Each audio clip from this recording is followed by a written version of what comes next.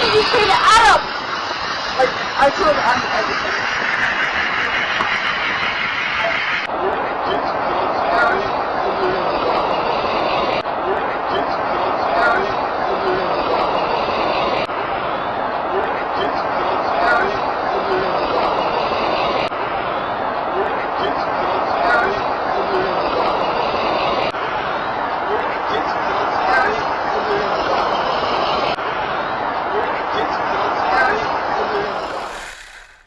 So, what you have just listened to there is that recording. Now, in the link in description, there is the credit to the original creator, which was CDT. She's done the audio. There was numerous points in that where it was slowed down, it was cleared, and it seems to, well, you heard it for yourself, and you've kind of just got to make your mind up whether that is indeed what it says. They're going to get you for this. Now, I've listened and listened and listened, and, you know, it does sound like that. The downside is, and it's been proven in multiple things, is when you hear something being said and you're told what it said, it's very hard to unhear that. There's been numerous, I think it was on TikTok, where they would say, right, listen to this and read through these words, and they would be the ones that you hear, and then do the same again and read these ones, and these are the words that you'll hear. So, you know, it's not concrete evidence of anything, but this was a conversation at the end of the day between some girls who would later become deceased and someone who I would class as suspect. And it does appear that there was a conversation surrounding the girls saying something to someone that could potentially have upset someone. Now, the question is here is what could have been said? What could this conversation have been the catalyst to that would have had such a devastating effect? Because this attack, this wasn't, you know, this was horrendous. You know, this wasn't just someone getting in an argument with someone and, you know, pulling a weapon and what happened subsequently happened. This is someone who went into a home and brutally slayed 4 people. Now, I do, and I will always stand by the fact that I believe that one of them girls were the victim, because there's certain things that just don't make sense. Like, people have said, well, how do we know that Ethan wasn't the target? Well, I think if Ethan was the target, then they could have gone in on his level, done what they did, and then left. But they've obviously gone over the 2 floors. Now, the only thing that makes sense to me is that the commotion on the upper level roused those on the lower level, and then what commenced was a fight for life on the lower floor. And I can't help but think to myself, how did no one else in that property heard? And that's been an ongoing thing for me.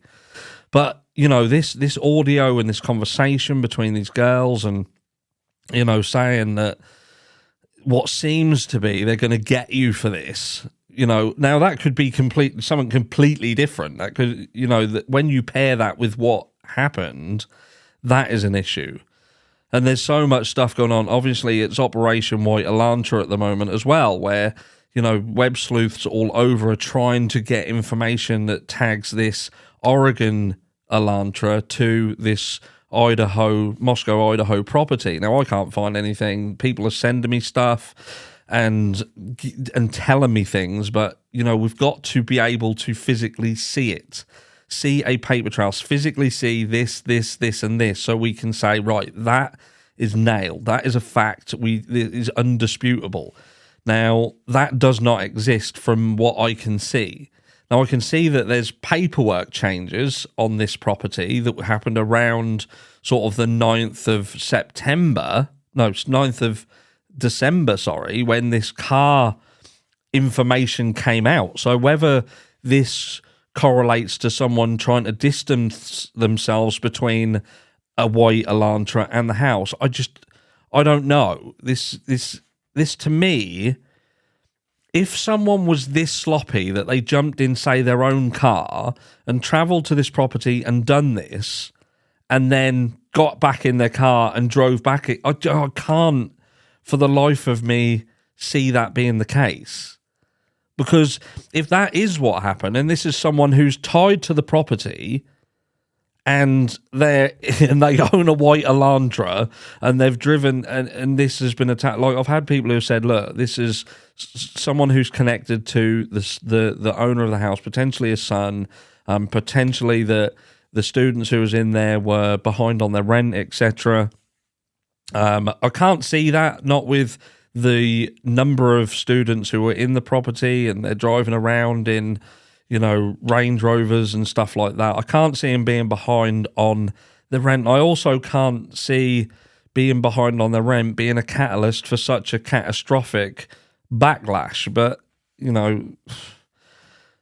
I think it's safe to say that this has reached a boiling point. The point between where people are just now reaching at everything. They're clutching on everything. This car, I feel that so many people are investing so much time and effort into it. And ultimately, what good does that do? I don't understand. I genuinely don't personally get it, because I feel that, for me, this is a bit of a red herring. This car is supposedly driven from point A to this house, done what they did and turned around and left. And if it hasn't been found by now, I just don't think it's going to be found. Full stop. It wouldn't be possible to be found. If law enforcement hasn't been able to pull footage and find a plate on this car and pinpoint who was driving it and where it is, then that car, in my opinion, is long gone. It perhaps was... I just don't know. How can you not pinpoint this car now? And I know there's 22,000 of them, but who out would have come all this way if we're saying that it wasn't anything to do with what was going on around these students? Then you're coming full circle around again, and you're looking at the narcotic situation, the more nefarious stuff. And this was someone who potentially was upset with another family member, because you've got to look at why this person would have done what they did, why they would have targeted who they targeted, and that's the hardest part of this, because for me, this person was either very, very close to these students and they had a real personal problem with them, or this was just some completely random person who had nothing to do with them whatsoever, and the rest is history. And this person has got a car, they live miles and miles and miles away, got in a car and decided to drive into a quaint little, like we've spoken in the past, like a Bundy-style killer. But the waters are well and truly muddied. The waters are well and truly muddied. And, we're now hearing also that the person who's been put in charge of the investigation, what is he, 26 years old? We've then got a rebuff from law enforcement criticising those who are criticising law enforcement, saying that they've got 90-something years experience between them. Well, that's all well and good, but how many people are in this investigation if there's only 90 years is nothing if it's a team of 5 or 6 people. This is a big case. A massive case. And I think the families have lost faith in law enforcement. I think the public have lost faith in law enforcement. And for them to rebuff and try and say that is not warranted, I hope they prove us wrong. I truly hope that they prove us wrong. But from what I can see, it looks and sounds a mess. Looks and sounds a complete mess. As it stands at the moment, we have 4 students who have been murdered. We've got no suspect. Everybody who was close to these, who you would normally consider a suspect have been cleared. That's everybody. Everybody around these have been apparently cleared. And I get that they can be brought in for question and whatever in the future. But everyone that we've seen looks dodgy as a motherfucker, and yet they have been told that they're not believed to be involved in this. Then on the back end of it, we've got it was targeted, it wasn't targeted. If it was targeted, then it's got to be someone who's close to him, surely. How can they say it was targeted, but then say it was nobody around him? It just fucking doesn't make sense to me. It's getting more and more frustrating every single day. But like I say, we've now got this hunt for a white car. We've got people overlaying images on top of these cars and finding them. And ultimately, it doesn't show nothing. This car's a side-on view. We're overlaying a picture. The picture in that picture that I saw, it looked like a bloody silver car for a start, not a white car. There's people questioning whether indeed or not it's an Elantra.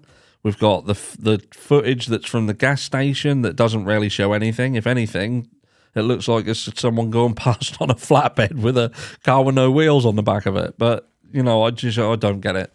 I'm not going to invest any more time in this car because ultimately law enforcement need to find it. I've even been sent pictures that show that the plate could have been seen on at least one of these cameras, so the law enforcement should have the ID for the car. But who knows? I'm lost with it all. All I hope is that what looks to be a complete mess isn't. I'll catch you all in the next one.